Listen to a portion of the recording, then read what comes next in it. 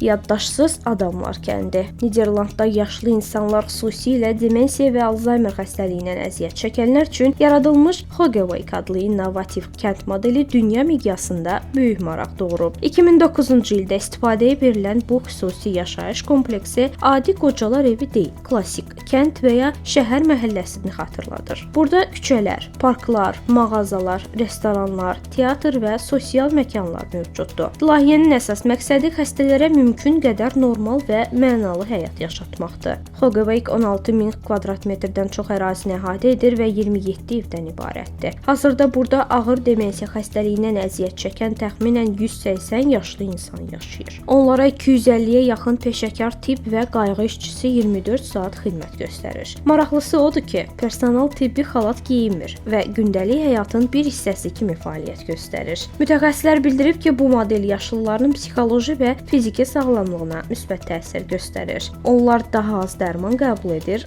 sosial fəallıqları artır və həyat keyfiyyətləri yüksəlir.